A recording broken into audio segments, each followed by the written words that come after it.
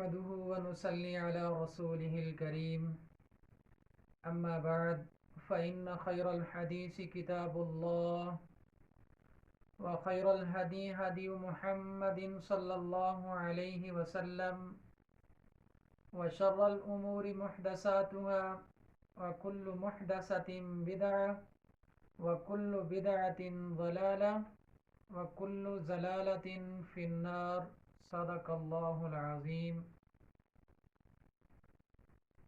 میرے واجب الحترام دوستو، بھائیو، بزرگو، السلام علیکم ورحمۃ اللہ وبرکاتہ۔ پیارے دوستو، میں امید کرتا ہوں کہ آپ حضرات جہاں بھی ہوں گے خیر خیریت سے ہوں گے، اور اللہ تبارک و تعالی سے دعا کرتا ہوں کہ اللہ تعالی میرے تمام مسلمان بھائیوں کو، بہنوں کو اپنی حفظ و امان میں رکھے۔ پیارے دوستو، آج ایک نیا وظیفہ لے کر آپ حضرات کی خدمت میں حاضر ہوا ہوں، اور آج آپ دوستوں سے کچھ باتیں بھی کرنی ہیں، کچھ اور باتیں بھی آپ کو بتانی ہیں جو ہمارے معاشرے کے اندر ایک عامل حضراتوں نے معاشرے کو خراب کیا ہوا ہے۔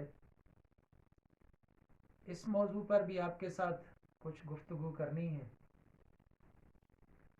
پیارے دوستو، سب سے پہلی بات تو یہ ہے کہ جو لوگ کہتے ہیں کہ جنات ہمارے تابع ہیں، جہاں تک مجھے علم ہے، جہاں تک میں جانتا ہوں، جنات کسی انسان کے تابع نہیں ہو سکتا، کسی مسلمان کے تابع نہیں ہو سکتا۔ مومن مسلمان کا کام نہیں ہے جنات کو تابع کرنا۔ اور جو بندہ کہتا ہے کہ جنات میرے غلام ہیں، جنات میرے تابع ہیں، تو میرے خیال میں اس بندے کا اسلام کے ساتھ کوئی تعلق نہیں ہے۔ جیسے کہ جناب رسول اللہ صلی اللہ علیہ وسلم انسانوں کے بھی رسول ہیں اور جنات کے بھی رسول ہیں۔ کبھی بھی جناب رسول اللہ صلی اللہ علیہ وسلم نے جنات سے کام نہیں لیا۔ تو پیارے دوستو، جو بھی میرے سننے والے دوست ہیں، بھائی ہیں، بزرگ ہیں، میری بہنیں ہیں، ان تمام سے میری گزارش ہے، میری التماس ہے کہ خدارا ان جھوٹے پیروں کے پاس مت جایا کریں۔ یہ جو ہر گلی میں، ہر محلے میں عامل صاحب بیٹھا ہوا ہے، اس کا دین اور اسلام کے ساتھ کوئی تعلق نہیں ہے۔ کچھ باتیں آپ کو بتا دیتا ہوں۔ وہ پیر کبھی پیر نہیں ہو سکتا جس کے چہرے کے اوپر سنت رسول نہیں ہوتی۔ جس پیر کو میرے آقا صلی اللہ علیہ وسلم کے ساتھ محبت ہی نہیں ہے، جو پیر صاحب کہتا ہے کہ میں سید ہوں، میں بخاری ہوں، میں فلان ہوں، میں فلان ہوں، اس کو چاہیے کہ میرے نبی پاک صلی اللہ علیہ وسلم کے ساتھ محبت کا اظہار کرے، چہرے کے اوپر سنت رسول کو سجا دے۔ دوسری بات، میں اس پیر کو کبھی پیر نہیں مانتا کہ جس کا نماز کے ساتھ کوئی تعلق نہیں ہوتا، نہ اس کے شر سے مجھے کوئی خطرہ ہے اور نہ اس کی خیر کی مجھے کوئی ضرورت ہے۔ نہ وہ شر پہنچا سکتا ہے، نہ وہ خیر پہنچا سکتا ہے۔ پیارے دوستو، وہ بندہ، وہ انسان جس کا دین کے ساتھ کوئی تعلق نہیں ہے، نماز نہیں پڑھتا، روزہ نہیں رکھتا، اس کے وسعت کے مطابق زکوٰۃ نہیں دیتا، تو وہ میرے خیال میں اسلام کے ساتھ اس کا کوئی تعلق نہیں ہے۔ وہ اپنے آپ کو جتنا بڑا پیر کہہ لے، جتنا بڑا ولی کہہ لے، کبھی ولی نہیں بن سکتا۔ جب تک وہ نماز ادا نہیں کرے گا اس وقت تک وہ کیسے کامل مسلمان بن سکتا ہے؟ آپ لوگوں سے میرا ایک سوال ہے، مجھے جواب ضرور دینا کمنٹس کر کے، کہ جو بندہ نبی پاک صلی اللہ علیہ وسلم کی سنتوں کو ذبح کرتا ہے، سارا دن سنت کی خلاف ورزی کرتا ہے، اللہ کے احکامات کو توڑ دیتا ہے، اسلام کی حدیں پار کر جاتا ہے، کیا وہ مسلمان رہتا ہے؟ کیا وہ مومن ہے اب؟ کیا اسلام کے ساتھ اس کا کوئی تعلق ہے؟ یہ آپ لوگوں نے مجھے جواب دینا ہے۔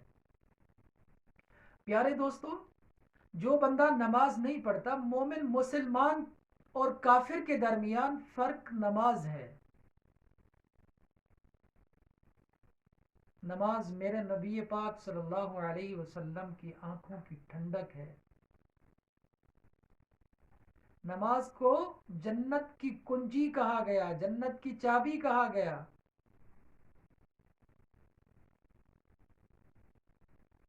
تو پیارے دوستو، جب بندہ نماز نہیں پڑھتا تو اس کا اسلام کے ساتھ کوئی تعلق نہیں ہے۔ میں اپنی ہر ویڈیو میں تمام دوستوں کو یہی گزارش کرتا ہوں کہ خدا را نماز کی پابندی کریں، نماز کی پابندی کریں۔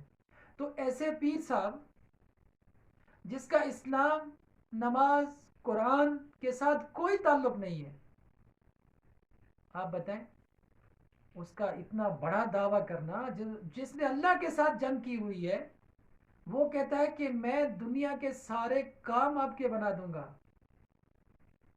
شرطیہ اشتہار آتے ہیں اخباروں میں، ٹیلی ویژن میں، بھی فلاں عامل، فلاں بابا، فلاں بنگالی بابا، فلاں یہ وہ، لیکن جو بندہ اسلام کی خلاف ورزی کرے گا وہ تمہارے کام کہاں بنا سکتا ہے؟ بنانے والا، بگاڑنے والا وہی ایک ذات ہے، میرا اللہ۔ بناتا بھی وہی ہے، بگاڑتا بھی وہی ہے۔ کوئی نہ کسی کو عزت دے سکتا ہے، نہ کوئی کسی کو ذلت دے سکتا ہے۔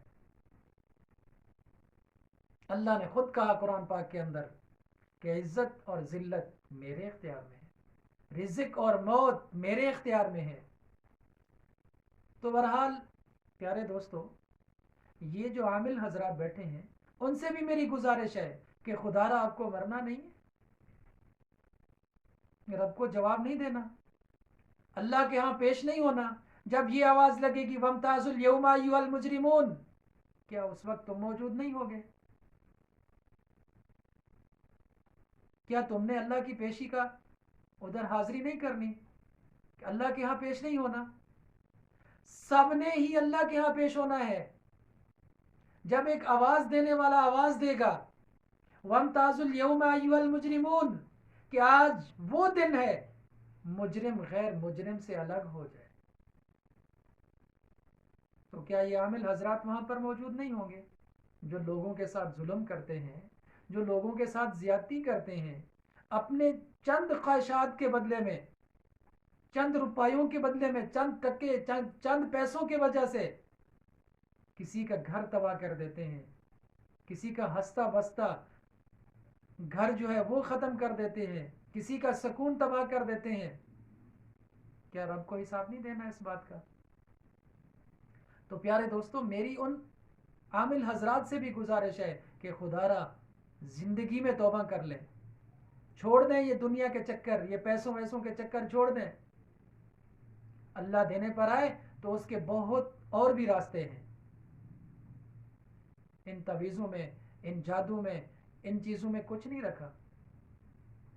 تو پیارے دوستو، جو بتانے والی اور بھی بہت ساری باتیں ہیں، ویڈیو بہت لمبی ہو جائے گی۔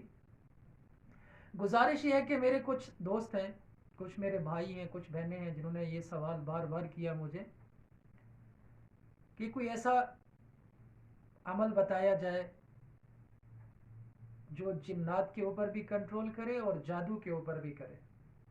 تو پیارے دوستو، آج میں کچھ قرآن پاک کی صورتیں آپ کو بتاؤں گا جس کے پڑھنے سے انشاءاللہ نہ تو آپ کے اوپر جادو اثر کرے گا، نہ ہی جنات کا کوئی اثر ہوگا۔ اگر پہلے سے آپ کے اوپر جادو ہے تو ان صورتوں کے پڑھنے کی وجہ سے اللہ تبارک و تعالی انشاءاللہ جادو کا اثر ختم فرما دیں گے. تو پیارے دوستو ابھی چلتے ہیں وظیفے کی طرف. کون کون سی صورتیں آپ نے پڑھنی ہیں؟ سب سے پہلی بات یہ ہے کہ جب بھی آپ پڑھیں کسی بھی نماز کے بعد پڑھیں. فجر کے بعد پڑھ سکتے ہیں, ظہر کی نماز کے بعد پڑھ سکتے ہیں, عصر, مغرب, عشاء, ان نمازوں کے فوراً بعد آپ اس وظیفے کو, اس عمل کو کریں تاکہ نماز کی برکت, اس وظیف کی برکت سے اللہ تبارک و تعالیٰ آپ کے جسم سے جادو اور جنات کا اثر ختم کر دیں گے. پیارے دوستو آپ کسی عامل کے پاس نہ جائیں. اللہ نے جو ہمیں قرآن پاک دیا ہے, نبی پاک صلی اللہ علیہ وسلم کے اوپر یہ کتاب نازل ہوئی, اللہ کا کلام ہے, یہ سچ ہے, یہ برحق ہے, اس کا ایک ایک لفظ حق ہے. اللہ تعالیٰ خود فرماتے ہیں وَنُنَزِّلُ مِنَ الْقُرْآنِ مَا هُوَ شِفَاءٌ, کہ پورے کا پورا قرآن جو ہے مومن مسلمان کے لیے شفا ہے. ہمارا یقین اس قرآن سے ہٹ گیا. ہمارا عملوں کے اوپر, پیروں کے اوپر, فقیروں کے اوپر, جس کو پہلا کلمہ تک نہیں آتا اس پر ہمارا یقین ہے یہ بابا ہمارا سب کچھ بنا دے گا, یہ دربار پہ بیٹھا ہوا فقیر مجاور یہ ہمارا سب کچھ بنا دے گا. ایک بات ذہن میں رکھنا, اچھے پیروں کی بات نہیں کر رہا میں, بعد میں یہ دوست ویڈیو سنیں گے, بہت ساروں کو غصہ بھی آئے گا. میں ان لوگوں کی بات کر رہا ہوں جو دین سے دور ہیں, جو نبی پاک صلی اللہ علیہ وسلم کی سنتوں سے دور ہیں, جو قرآن سے دور ہیں, نماز سے دور ہیں, ایسے لوگوں کی بات کر رہا ہوں. ان لوگوں کے پاس مت جایا کریں, اپنی عزتیں خراب مت کروایا کریں, اکیلا اپنی ماؤں کو, بہنوں کو, بچیوں کو, بیٹیوں کو مت بھیجا کریں ان گنڈوں کے پاس. تو بہرحال آپ کے اوپر جادو کا اثر ہے, جنات کا اثر ہے, تو اگر خود نہیں پڑھ سکتے پہلے تو کوشش کریں کہ خود پڑھیں. میں وظیفے کی طرف جاتا ہوں پھر مجھے باتیں یاد آ جاتی ہیں. اگر خود نہیں پڑھ سکتے تو گھر میں کوئی نہ کوئی تو قرآن کو کھول کر دیکھ کر پڑھ سکتا ہوگا. ماں پڑھ سکتی ہے, بہن پڑھ سکتی ہے, بیٹی پڑھ سکتی ہے, باپ پڑھ سکتا ہے, بھائی, کوئی نہ کوئی تو گھر میں پڑھا ہے جس کو دیکھ کر قرآن آتا ہے. یاد ہی نہیں ہے, یاد نہیں کیا, حفظ نہیں کیا. پہلے تو ہر مسلمان کو یہ لازم ہے کہ قرآن کو سیکھے. مکمل قرآن نہیں سیکھ سکتا تو اتنا تو سیکھے نا, کم از کم اس کے دل کے اندر چند صورتیں تو ہو نا قرآن کی. ویران گھر کی طرح تو نہ ہونا کہ جس میں ہر بندہ آ کر پیشاب پخانہ کرتا ہے, کچرا ڈالتا ہے, مردار ڈانوال جاتا ہے. ویران جگہ کی طرح نہیں ہونا چاہیے ہمارا دل. ہمارے دل میں کم از کم اتنا تو قرآن پاک ہونا چاہیے کہ شیاطین سے ہمارا دل محفوظ رہے, جادو سے ہمارا دل محفوظ رہے. جس طرح ایک ویران جگہ, ایک ویران گھر پہ ہر گندگی ڈالی جاتی ہے, اسی طرح جس دل کے اندر نہ قرآن ہے, نہ اللہ کا ذکر ہے, نہ نماز ہے, تو اس دل کے اوپر بھی اسی طرح جادو, شیطان, جنات, ہر چیزیں اثر کرتی ہیں. پیارے دوستو کوشش کریں, تمام بھائیوں سے میری گزارش ہے, تمام دوستوں سے میری اپیل ہے کہ خدا را تھوڑا بہت قرآن سیکھ لیں. کم سے کم 10-15 چھوٹی چھوٹی صورتیں سیکھ لیں, نماز کو سیکھ لیں, آپ بھائیوں کو فائدہ ہوگا. تو جو صورتیں ابھی آپ کو بتانے جا رہا ہوں, اگر آپ نہیں پڑھ سکتے, محلے میں کوئی رشتہ دار ہے, کوئی دوست ہے, اس سے پڑھوا لیں. محلے میں مسجد ہے, حافظ صاحب بیٹھے ہوئے ہیں, قاری صاحب بیٹھے ہوئے, اس کے پاس چلے جائیں کہ بھائی یہ صورتیں مجھے دم کر کے دے دیں, میرے اوپر جادو کا اثر ہے یا جنات کا اثر ہے, اللہ پاک ان صورتوں کی برکت کی وجہ سے ختم فرما دے. تو سب سے پہلے آپ نے 3 مرتبہ درود ابراہیمی پڑھ لینا ہے. جو بھی بندہ اس وظیفے کو کرے اسی ترتیب کے ساتھ کرے. درود ابراہیمی جو نماز والا درود پاک ہے, 3 مرتبہ وہ درود پڑھ لینا ہے. پھر آپ نے 7 مرتبہ سورۃ الفاتحہ پڑھنی ہے, الحمد شریف. سورۃ فاتحہ کے پڑھنے کے بعد آپ نے سورۃ بقرہ جو الف لام میم ذالک الکتاب لا ریب فیہ ہے، اس کی ان آیاتوں تک ان آیاتوں کو پڑھنا ہے. اولئک هم المفلحون، 7 مرتبہ یہ آیاتیں پڑھنی ہیں. پھر آپ نے 7 مرتبہ آیت الکرسی پڑھنی ہے، اللہ لا الہ الا هو الحی القیوم. پھر اسی سورہ بقرہ کی آخری آیاتیں پڑھنی ہیں، آخری 2 آیاتیں، آمن الرسول بما انزل الیہ من ربہ والمؤمنون، ان کو بھی 7 مرتبہ پڑھنا ہے. پھر آپ نے سورۃ حشر جو ہے اس کی آخری آیتیں پڑھنی ہے، هو اللہ الذی لا الہ الا هو عالم الغیب والشہادۃ هو الرحمن الرحیم، یہاں سے آخر تک 7 مرتبہ ان آیاتوں کو پڑھنا ہے. پھر آپ نے 4 کل پڑھنے ہیں، ایک ساتھ ان 4 صورتوں کو پڑھنا ہے، ایک شمار کرنا ہے. 7 مرتبہ پڑھیں گے سورۃ کافرون، سورۃ اخلاص، سورۃ فلق، سورۃ ناس. ان 4 صورتوں کو 4 کل جو ہیں ان کو ایک مرتبہ پڑھیں گے، چاروں کو تو ایک شمار کرنا ہے، 7 مرتبہ اسی ترتیب کے ساتھ پڑھنا ہے. پھر آخر میں آپ نے درود ابراہیمی پڑھ لینا ہے. پھر یہ خود پڑھ رہے ہو تو اپنے ہاتھوں کے اوپر پھونک مار کے چہرے کے اوپر، یہ سارے پورے جسم کے اوپر یہ ہاتھ پھیر لینا ہے. اگر کوئی اور بندہ پڑھ رہا ہے تو وہ بھی آپ کو پھونک مار دے، چہرے کے اوپر پھونک مار دے. اول تو کوشش کریں خود پڑھیں، دیکھ کر قرآن کے اوپر پڑھیں، کوئی حرج نہیں ہے.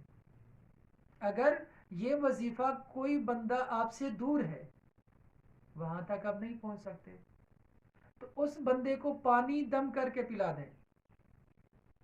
7 دن تک آپ اس وظیفے کو کریں، کسی بھی ایک نماز کا ٹائم مقرر کریں، نماز کے بعد آپ اس وظیفے کو 7 دن تک کریں. انشاءاللہ آپ کے گھر میں جادو ہے، جنات ہے، کسی بچے کے اوپر ہے، کسی بیٹی یا بیٹے کے اوپر یا کسی بزرگ بندے کے اوپر ہے، تو آپ اس وظیفے کو کریں. انشاءاللہ میں امید کرتا ہوں کہ میرا رب جادو اور جنات کو آپ سے ختم فرما دے. پیارے دوستو، میں امید کرتا ہوں کہ انشاءاللہ میرا یہ عمل، یہ وظیفہ جو میں نے بتایا آپ کو ضرور پسند آئے گا. پیارے دوستو، آپ اس وظیفے کو کریں، اپنے دوستوں تک یہ پہنچائیں. کسی کا آپ کی وجہ سے فائدہ ہو جائے تو اللہ آپ کو بھی اجر عطا فرمائیں گے. اللہ کی رضا کے لیے کریں، جو بھی کرنا ہے اللہ کی رضا کے لیے کرنا ہے. تو پیارے دوستو، اللہ تبارک و تعالیٰ سے امید ہے کہ اللہ تعالیٰ میرے تمام مسلمان بہنوں کو، بزرگوں کو، جو بیمار ہیں تمام کو شفائے کاملہ عاجلہ عطا فرمائے.